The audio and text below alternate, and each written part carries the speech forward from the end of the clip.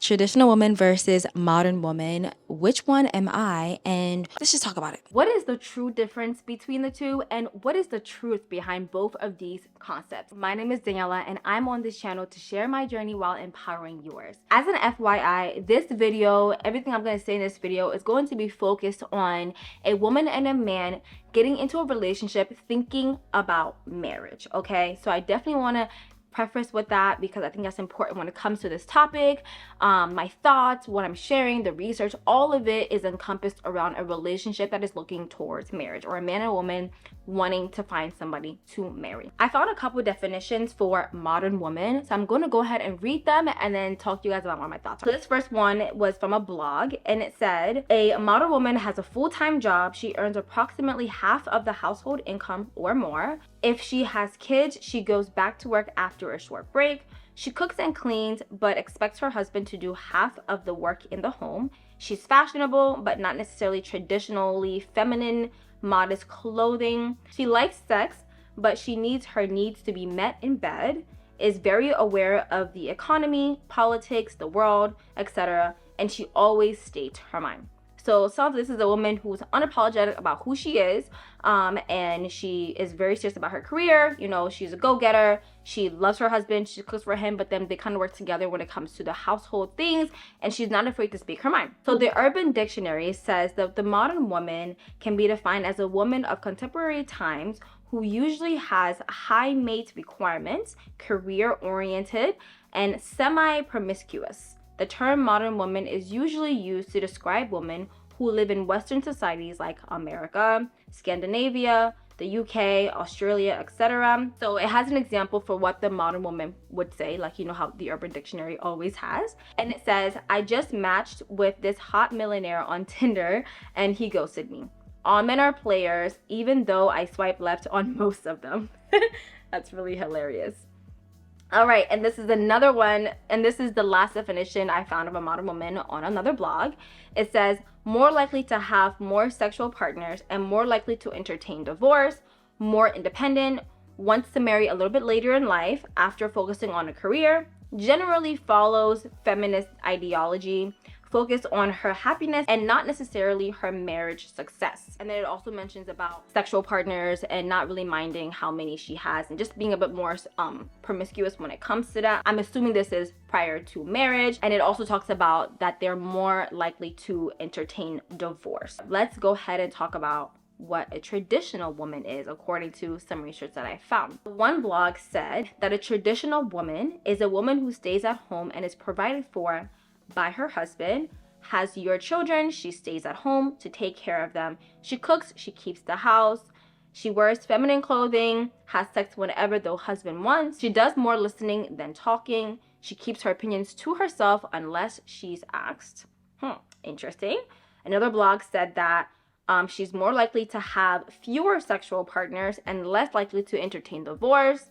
She wants to marry earlier in her life, generally does not follow the feminist ideologies, and then she is focused on family success despite times of hardship in marriage. So those are the two big differences. So they clearly seem to contrast. I feel like when it comes to household duties, traditional women just take upon more because they are usually fully at home and their husbands take care of them. I thought it was interesting that it says that she keeps her opinions to herself unless she's asked, like she does more listening than talking, because that is not something that we see a lot of today. I thought that was very interesting. And then also, I thought it was interesting that it says she has sex whenever her husband wants. So I guess it doesn't really matter when she wants, or does she want? I don't know. So I thought that was very interesting. And yeah, so we see the, the drastic differences between the modern woman and traditional woman. And obviously with the traditional woman, she strives to keep herself before marriage and probably is less promiscuous before marriage. A big difference that we can already spot is just the drastic amount of impact that society has had on us, especially in Western societies, as women, right? Because we have evolved, and I think it's amazing that we have more rights. We're able to do so much more today. But I think along with that came a lot of independence and ways that may be hurting us, and maybe we don't realize it until later in life. I don't know. Let me know what you guys think in the comments below. So let's talk about some factors that come into play when comparing the modern woman with the traditional woman. The first biggest one here is equality. I think one of the big things that modern women in Western society has pushed for is equality between men and women. And I'm going to remind you guys again, this is focused on in the relationship setting, not in the job setting or anything else really, just in the relationship setting, right? So the idea of a woman being equal to her partner or her man, her husband, in a marriage or a relationship. My thoughts on that is that men and women are not the same. They're completely different creatures. Women have completely different buildup than men. We are literally made differently when it comes to our hormones, when it comes to our physical bodies, and we're just different. And I do not think that men and women should be equal when it comes to a relationship. I'm not saying that I don't think they shouldn't be respectful of each other and that both of their opinions do not matter. What I'm just saying is that I do not feel like there needs to be an equality when it comes to the hierarchy in a relationship when it comes to a marriage. I strongly believe that a man should be the leader of his home, and it shouldn't ever be questioned whether or not that is the case. It doesn't make the woman less important. It doesn't make her not important. And it just makes her not equal to the man. Does that make me a traditional woman? I don't know if I think that there's a lot of things to yet unpack. So let's keep going and we'll see which one I really fall under. One thing that unfortunately in Western societies we don't value as much anymore is that women are the only creatures on the entire earth who have the power to replicate life, right? Obviously, we need the man to do it. But what I'm saying is after that initial conception, the woman's body literally is in charge of building that life until that life can sustain itself.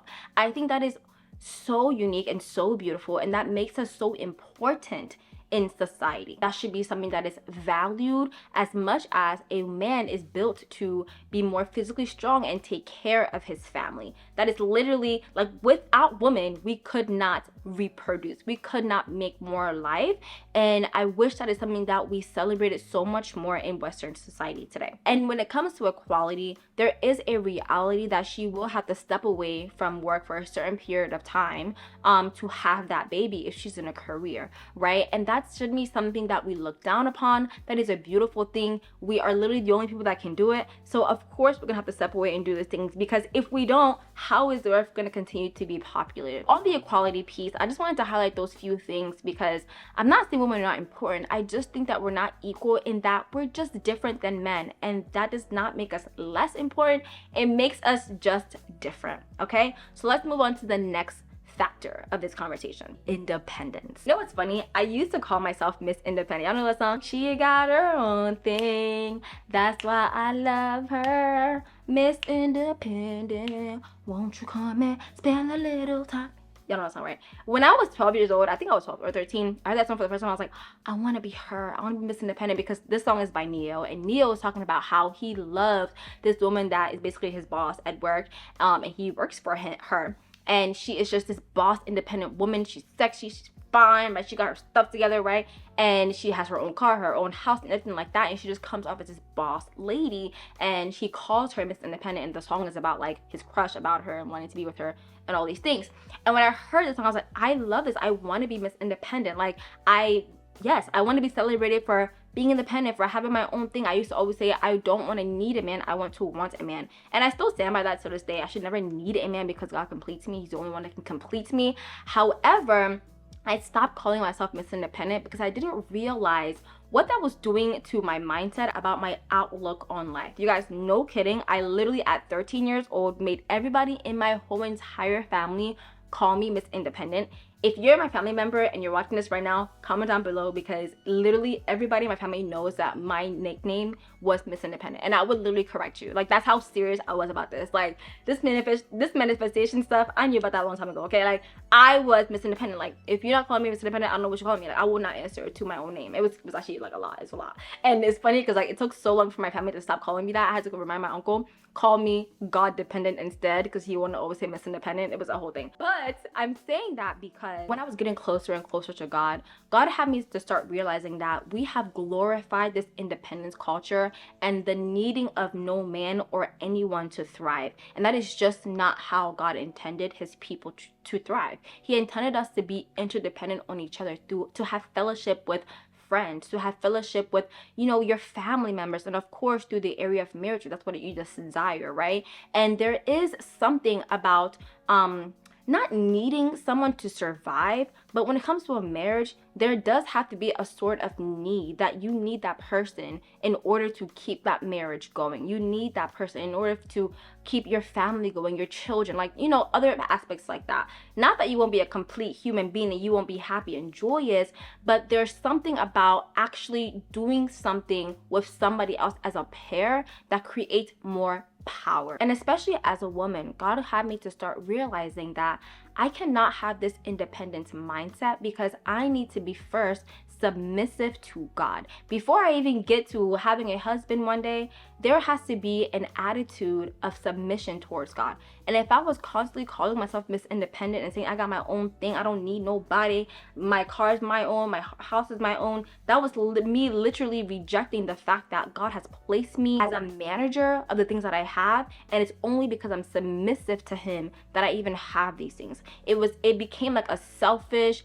prideful thing that yes, I went to school, I got my A's, I got my money, I bought my car, and it became less about, oh, because of the grace of God I did this, and more about I got my own thing. And so when God started teaching me about it in that sense, I was like, oh wow, that's so true. Like I literally had to renounce the whole Miss Independent thing, y'all. It really was a whole thing. But when it comes to marriage, whenever I started desiring marriage and God started teaching to me about how I can prepare for marriage, she was like, this is why I had to get you out of that mindset of Miss Independent, because you're going to have to learn to submit to your husband. You cannot have an independent mindset or aura with your husband. That's just not going to work. You are going to have to trust him to the point that sometimes you may feel like y'all not going where y'all supposed to go, but this is the beauty of trusting a man who is submissive under me as well, right? And the Bible even talks about how a woman, one of the curses that God gave women on our flesh is that we are going to want to control a man, and he will reign over us. And of course, by the Holy Spirit, we are able to deal with that part of our flesh, but that's something that women actually deal with today, right? So that independence mindset was not only going to hurt my marriage, but it was going to cause me to want to always compete with my husband when it comes to the place of authority. And that is why, going back to equality, I do not believe that men and women are equal, because they just, when it comes to relationships, because they just have a different level of authority in the household when it comes to the marriage. And when women have this independence mindset, this independence, I got my own thing attitude, it really does not go well with the husband that is supposed to be an authority of the household and the kind of the manager of the household. If you're always having to make your own decisions, be your own person, there are going to be times where your husband's going to say, I'm not comfortable with you doing that. And because of your independence mindset, you're going to feel like this is the worst thing that ever happened to you, and you're going to be happy to divorce the man because you're more focused on your independence mindset than you are of your matrimony and the beauty that God has created through your partnership in marriage. And let me just be clear. Again, I'm not saying that you should need a man, because of course there are situations where people unfortunately end their marriages, and even in those times, or maybe they lose a spouse, in those times a woman is not lost because she still submits under God, and also God is the one who completes her, so her whole life isn't in shambles. What I'm saying is that in order for that beauty, the way that God created it of a marriage to work, there does have to be a respect for the husband and a knowing that, hey, we are not equal when it comes to the place of authority. I answer to you, and that is okay. It doesn't make me less important. It doesn't make me less powerful in any sense. Actually, it makes me so much more powerful. We'll talk about the power of submission maybe in another video, but it is actually such a beautiful thing as a wife to be able to submit under a husband who submits under God, and understand that, hey, I don't have to have this independence mindset, this do it on my own kind of thing. It is okay for me to be soft and submissive towards God, and trust that the man that God has put in my life is also submitting under him, so that I can submit under my husband. All right, so I feel like we hammer that topic a lot. lot. So we're gonna move on to working. So with the topic of working, I touched on this a little bit earlier, but I just wanted to actually invite you guys to let me know your thoughts down below in the comments, okay? First of all, I want to preface that I am not a mom yet, but I will be soon in the name of Jesus, or not soon, like one day. Let me stop hinting crazy things, okay? I'll be a mother one day. I want to know how many women, or if you know any women who have been burnt out and continue to be burnt out in the name of, I can do all the things. I can be a boss woman. I can work towards my career. That doesn't really give me fulfillment, but I just want to do it because I can say I can do it because I can be a boss woman and also take care of my 4 kids at home. And I just want to know, like, have you ever experienced this pressure to have to climb the corporate ladder to be the top of everything while still being the best mom ever and still taking care of your kids and still cleaning the house, all these things? Like, that is something that I think a lot of women are struggling with today. I've seen it on social media. I know personally in my life people that have dealt with this, and I think that is a huge reason why, like, the whole soft life thing is trending right now. The slow living is trending right now, because I think a lot of women are starting to realize that this is not worth it. We have nothing to prove to anyone. I always go back to the fact that women are the only beings. We are the only beings that can create life. So for us to not work for a period of time, even if it's 3, 4, 5,